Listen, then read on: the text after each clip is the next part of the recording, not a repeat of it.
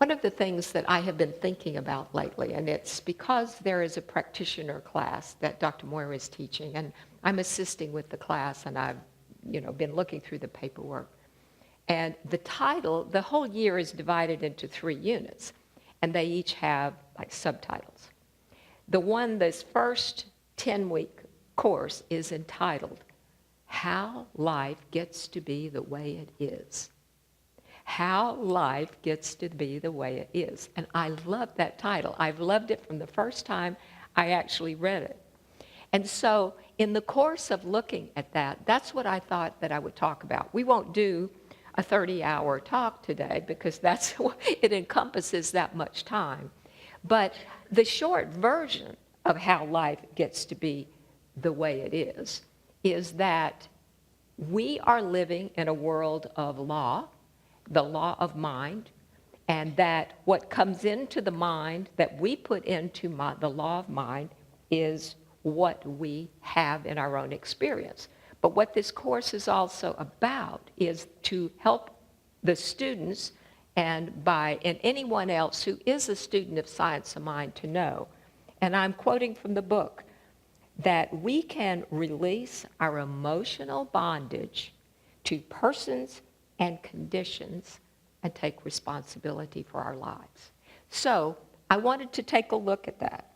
So the first part of this term that the practitioners are doing is about self-discovery, about what's going on with me.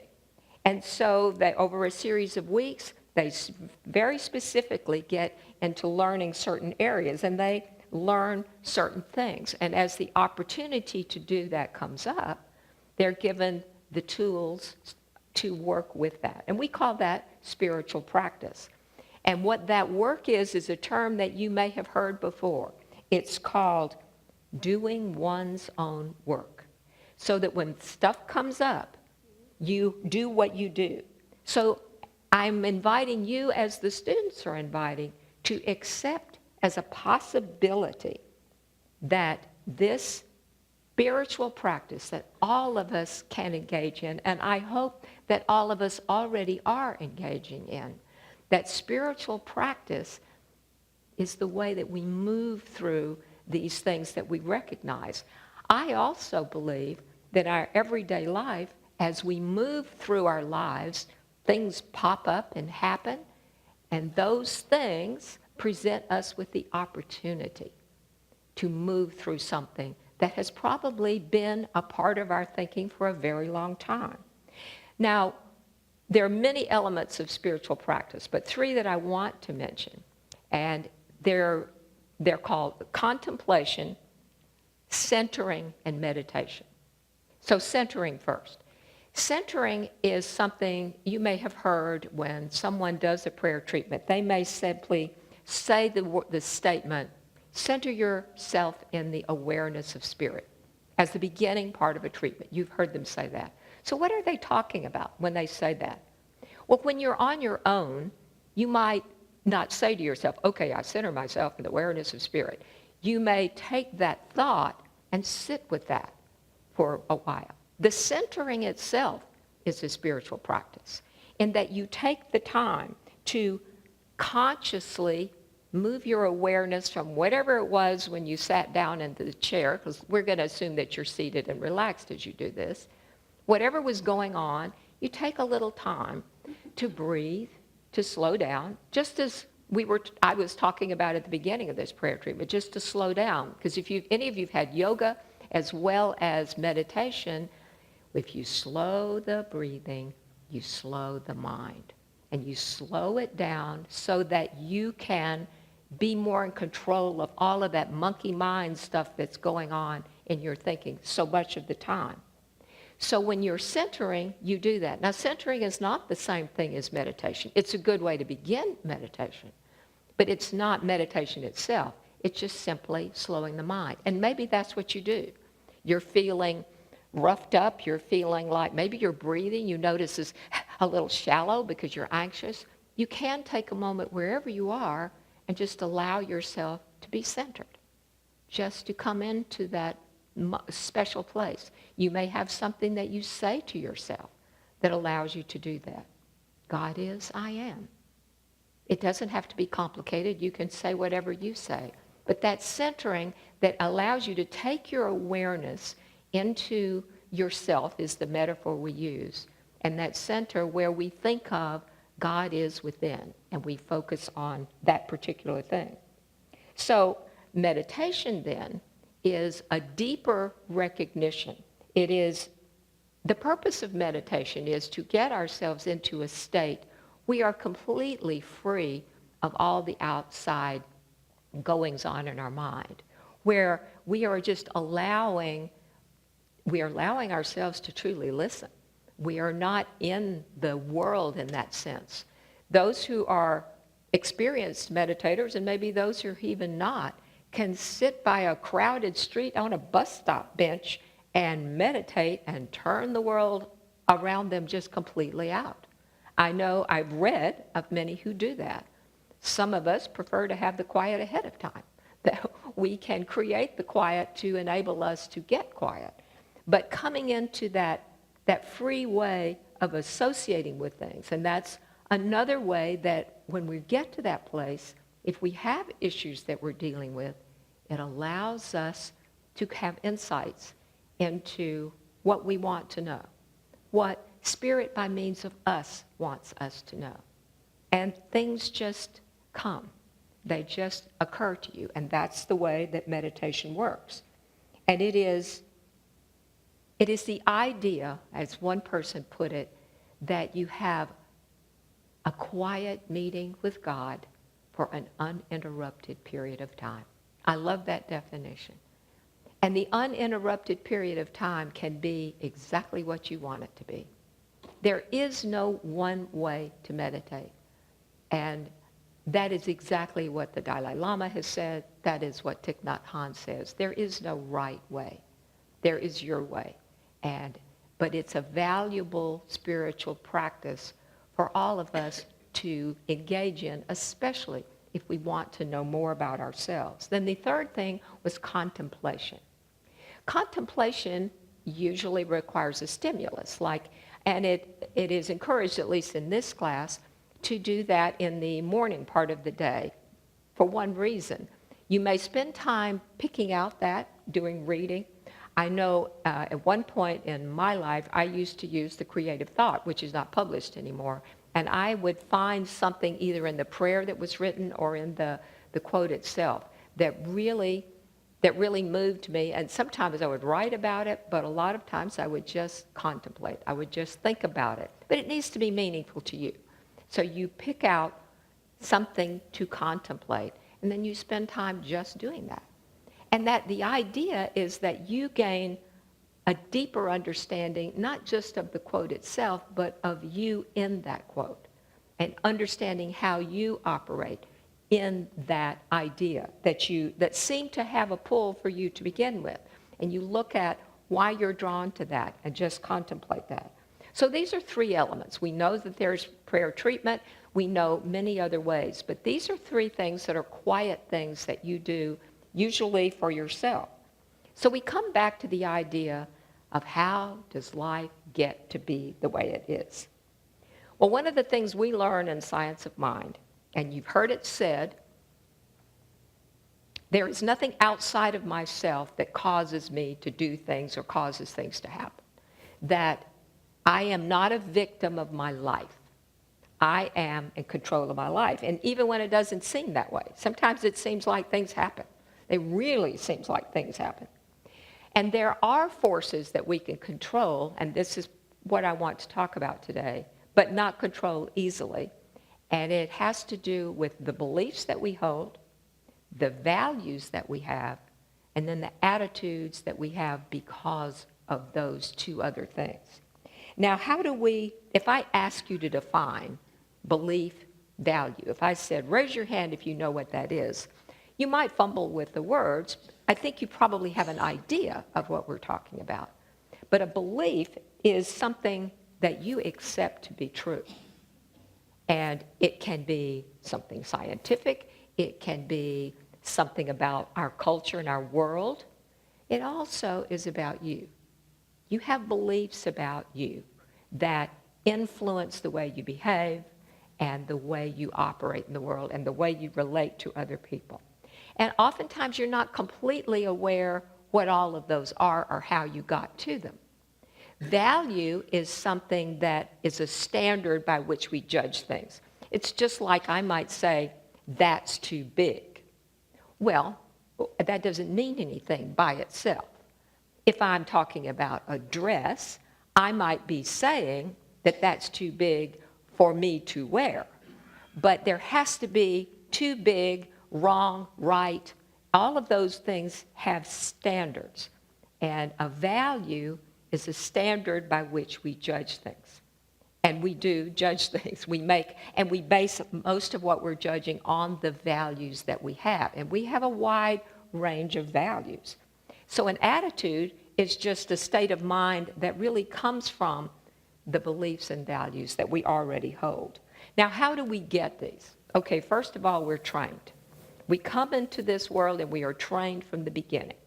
We are trained in things to believe. That's not right. That is wrong.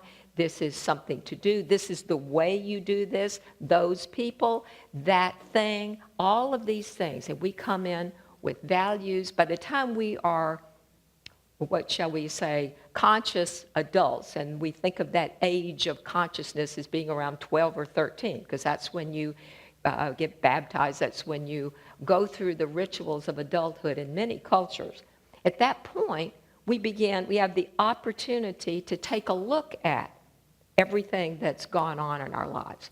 Most of us, by that point, yes, we have them, but most of the time we put them down so far that they're part of our unconscious set of beliefs, and they're directing us.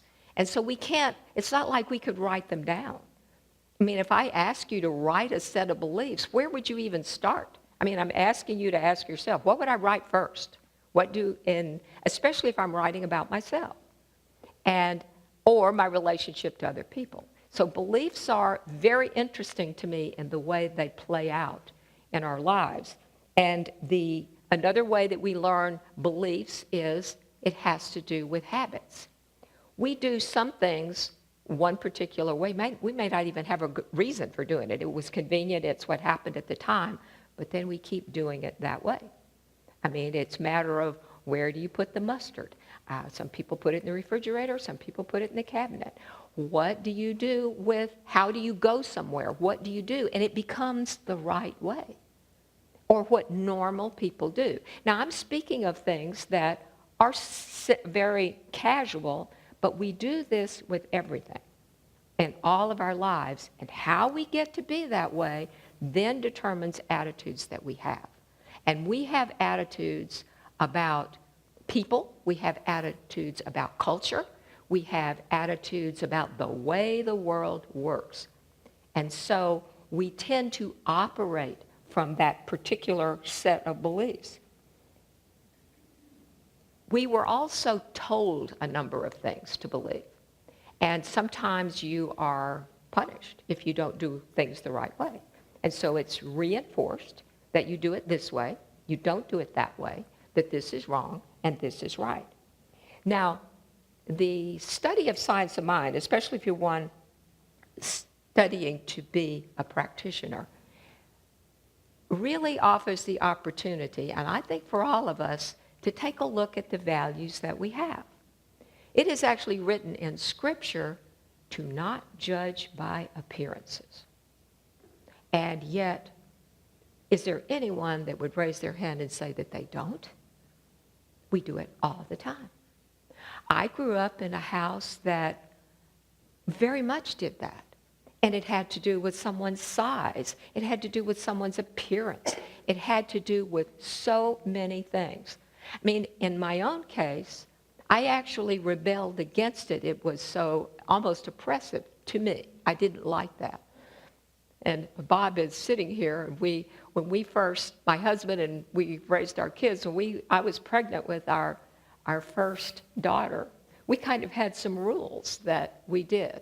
And we were not going to say things like that in front of starting from the beginning, when they were babies, so that it wouldn't be that person over there that was designated any other way probably than the clothing they were wearing. the red shirt. Not the ugly dress now either. And it was something that just seemed important to me. And I know it was partly because I didn't like what I was hearing. But that was my own change in thinking. But can you imagine that when you grow up in that, you just stay in that? You continue being that way, and then all of a sudden, somebody says you shouldn't do that. What do you mean you shouldn't do it? Everybody does this. That's what we do. That's just what people do. And we do it unconsciously, perhaps, or for unconscious motivations. But we can think about what we say and what we do. See, that's the whole point of looking at this. Someone said to me yesterday, just yesterday, that she had had an experience with a person that she respected who was telling a story that was perhaps required a certain amount of sympathy. And the person telling me the story said, I guess I just wasn't listening. I mean, she was hearing, but she wasn't listening. And she responded somewhere in there with some sort of a flippant remark. It startled the speaker, and she later realized, why did I even say anything? There was nothing called for. She was in a group setting. She didn't need to say anything. And she was really upset with herself. But she didn't plan to say that. It's something that just came out. So she regrets this, and let me say to her credit, she has already made amends with the person to whom she said that. But beyond that, she recognizes that this is an opportunity for her to figure out, why did I say that? It was hurtful. And she doesn't mean that. She doesn't feel that in her conscious thinking. She doesn't mean it at all. And she's still feeling the pain of that recognition. But and we talked about the good in this is that you have an opportunity not just to fix it with the person that you said it to, but much more importantly, really, to fix it within yourself. You don't have to dig around and figure out what belief or what thing happened to you at some point that enabled you or encouraged you to make that remark. You don't have to do that. What you do want to do is recognize that that's not who I am, and that is not the way I want to speak and express. And that's where she is. And see, that's the kind of thing I'm talking about. The beliefs and the values that brought us to us right now, the ones that we may not like, we may not want to live with, we can't just go in there saying, I'm just going to change them. But when they come up in something that is painful now, that is a problem now, that's when you have the opportunity to take a look. And that is what the students in the practitioner class are invited to do as they work through exercises, as they work through things. If things come up, and they may not, but if they do, they're in a setting such that they have that opportunity. And the reason for that is practitioners are those to whom any of us can go to with our own needs for prayer. And so a practitioner, before they're licensed, needs to have had the experiences so they can meet you where you are and understand not that, oh, my pain, I'm feeling the pain all over again because that happened to me. That's not what practitioners do. They meet you at the level of perfection, that God within you that is always perfect, because their job is to see you as whole, perfect, and complete. And so anytime we want to be that for someone else, we want to have been there ourselves so that we understand that that is where I'm coming from. And you know, Ernest Holmes said that all of us are practitioners. So this is not a special thing that's only available to the people who meet on Wednesday nights. We're all practitioners, and that's one of the reasons that I'm talking about how life gets to be the way it is, because we're all living in this, and we all have opportunities. I'm not asking for a show of hands, but how often have you said something or done something that you later, your next thought was, why did I do that? Why did I say that? See, those are the things that give us that window of opportunity to mend, repair, fix, look at, whatever under the umbrella of healing something that happened. Because what we do very often is to have some gauge of right and wrong and true and false and just and unjust, and it's something that got established in a way that we may not agree with if we could pull it out and look at it. But it was there at a time and place, and it becomes unconscious. The mind is just an amazing thing. When you learn to do something and you establish something, whether it's right or it's wrong in the sense of if it's true, you just learn it, you establish it, and you store it. Your mind doesn't keep it all necessarily fresh. The example of riding a bicycle is one I have used before, because once we learn to ride a bicycle, we don't, every time we get on, have to do that wobbly thing, because we've learned how to do that. We've taught our body how to balance so that when we get on, that's why we say that expression, you never forget how to ride a bike, because your body has learned it. The mind has done it, taken care of it, doesn't need to think about it anymore, so put that thing away. So you get on that bike and you ride it. But you see, that shortcut that the brain takes is true for everything. So if your mother or your father said all this, that, and the other is wrong, then, or as someone said to me, the devil's going to get you if, the devil's going to do this, and it was said to you over and over again, it's there somewhere. And you could consciously recognize that this is not what I believe, but there's something in there. That punitive part, can come up, which may be some of those responses that you have. All of those things that we were told. And some of them are wonderful. They're not all bad. They're not all bad. All of the things, the unconscious is not a storehouse of crap. It is a storehouse of just our thoughts. It's neither good nor bad. It's just what we put in there. And it's the way that we're moving forward. So the only things we want to look at are things that seem to affect how we are right now. I'm reacting in a way that I don't like. And if I were sitting outside myself looking, I would say, why are you doing that? And when I come to that place, then it's time to take a look at, am I doing this in a sensible way? Now, the values that we've established, what's good and what's bad and what's right and what's wrong, what's just is what unjust. See, these affect our perceptions. So when I see something, if we have a visual thing that we put here, a display, every one of us is going to see it differently. That's an amazing thing. I can't even completely wrap my mind around that idea. I read that it's so, and I believe that it's so, and I have seen the demonstrations, the experiments really, that prove that it is so.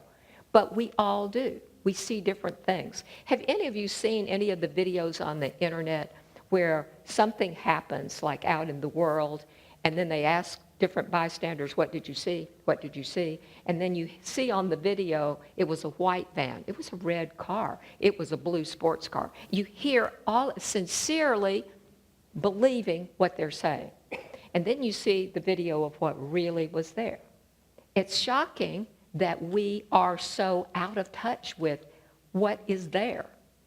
And the explanation I've read is that maybe the car that went just before the one we're talking about was the thing you saw, and that's what stuck in your own mind. Maybe that's what it was. So when you do that, then once you say it was a red sports car or a white van, then that's what you say, and then you come to believe that it's so. So that's what's so, whether it is or it isn't.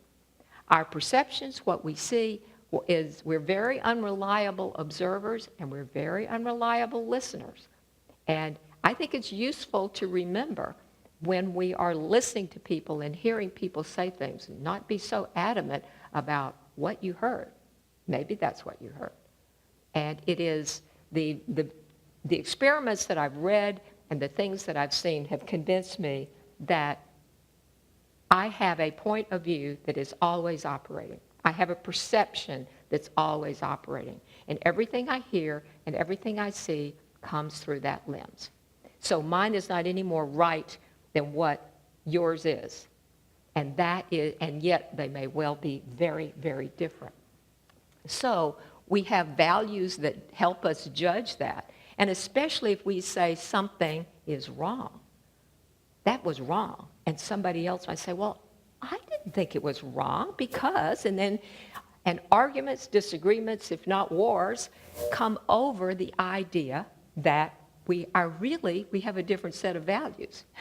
We don't come down and say, okay, what is wrong to you? What are you basing this on? When I was, it's really a debate kind of concept. If you think about high school debate, college debate, we'll debate an issue that is controversial. And you have a team that's on one side and you have a team that's on another. Well, if it's a value debate, like capital punishment is wrong or something is the way it ought to be, one of the things you have to do is what is wrong. You have to define what wrong is. Now, many of you in this room may have an idea about wrong, but if we're going to debate, we ought to at least know what we're talking about. So I can say it's too big, but if you don't know what we're talking about, then it could be too small for something else. So what is wrong? And what are you basing wrong on? And if you're saying capital punishment is wrong, you might say, well, it's against the precepts in the Bible, thou shalt not kill. You might say, use some constitutional thing that talks about life, liberty, and the pursuit of happiness. You can choose what you use and then argue from that viewpoint. But you have to at least say, that's my value. I'm valuing it this way, so I'm judging it that way. So when we pick and choose what is wrong, what do we pick it? How do we pick what's right and what's wrong? And on what are we basing it? And it's something you ask yourself. It's not like you check in with someone else. Now, you can ask someone else's opinion about what do you think about that, especially if you're being open-minded. If you're not just wanting to pick a fight. None of us, well, I shouldn't say that. I don't want to get into a fight with someone about controversial issues when all we're going to do is disagree. If you're sharing ideas, to me, that's a whole different thing. That becomes interesting. But when we look at our own lives and the ways that we want to be in the world, see, to me, that is where I want to come from. How do I want to be? How do I want to be in this world? I want to be at peace with myself. You could call it happiness. I want to have joy in my life. I want to enjoy my everyday life. I want to be prosperous. I want to have abundance in other ways in my life. And the things that I want to know that that is something that is there for me. And how, if I truly feel like I don't deserve that, or that I don't know, and whether I'm thinking it consciously or unconsciously, then it affects the things that I do, the things that I attract to me or reject based on what I really think. And those are the things that we can take a look at because we can change our beliefs. We say in this teaching, and I love the expression, change your thinking, change your life. But see, that changing your thinking is not as simple as a slogan. And I think any of us who've tried to recognize what they want to change have seen that that's the case. And it comes down to looking at those beliefs, because we can change beliefs. If I believe that something is a certain way, and I come to the idea that, that is not necessarily true, and take a look at it, I can change that. And when I change that, other things change as a part of that. If I think that for some reason in my own, and I may not even remember why, an example I was just using, that I really don't deserve that. That the reason, and maybe that's the reason I don't ever have that success that seems to be elusive. If that is what's going on with me, then taking a look at why would I think that? Why would I actually believe that about myself?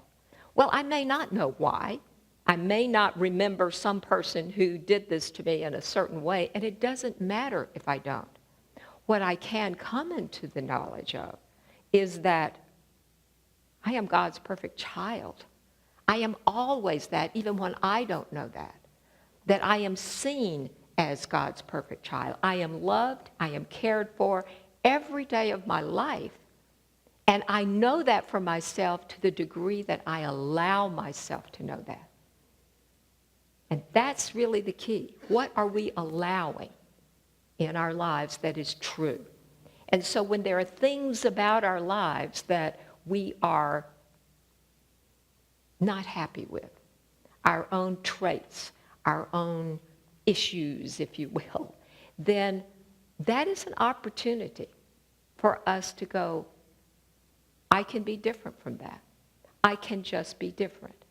And it takes the time to make up your mind sometimes, and it takes that kind of a determination, will, if you will, to hold on to the idea that when you have those things that pop up in your head that are different from what you're consciously decided for yourself, so that you can go, wait a minute, that's not who I am.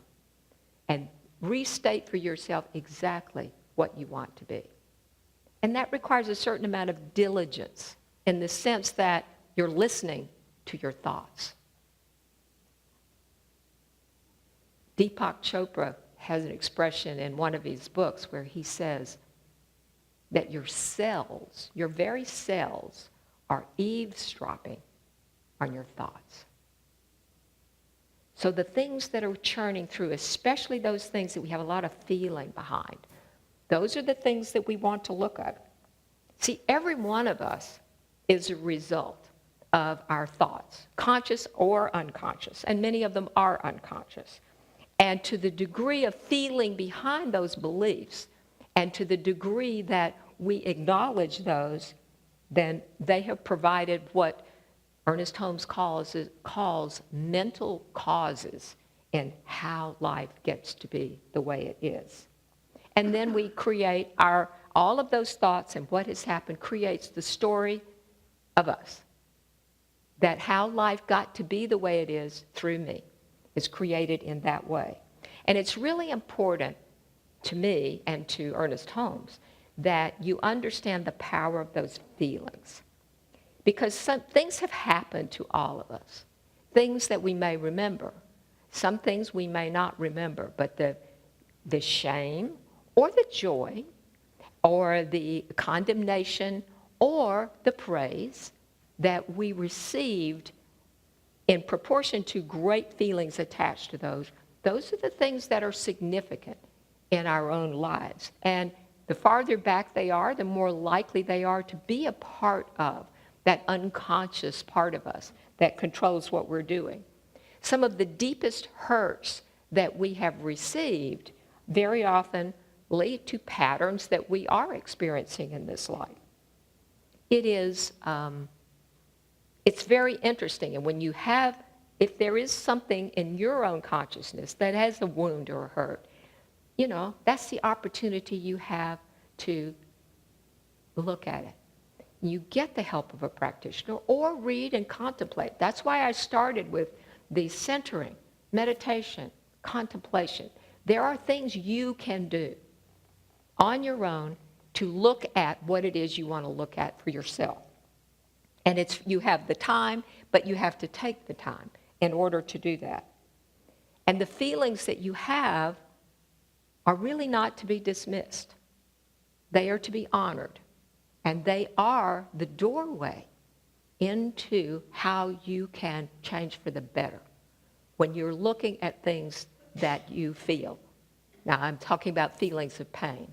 If they're feelings of joy and happiness and self-worth, then maybe you want to keep those exactly the way they are. But those feelings are what Ernest Holmes calls built-in guides to what we need to be looking at. They are part of who we are, and they establish us or help set forth the path of self-healing that we can get into. He writes that God so loved the universe and our place in the universe that any seeming separation from God is something that we can heal ourselves of, no matter what way that it manifests itself, in a person, in a happening, in an event. And we can learn that while things seem to come from outside persons, what we're responsible for is how we react to that. And that reaction is everything as far as how life gets to the way it is, for me. We must learn that we can change those beliefs. And when we know that we can, when we know that that's possible, then when we see those opportunities to move into that space, then we know that what we need to do.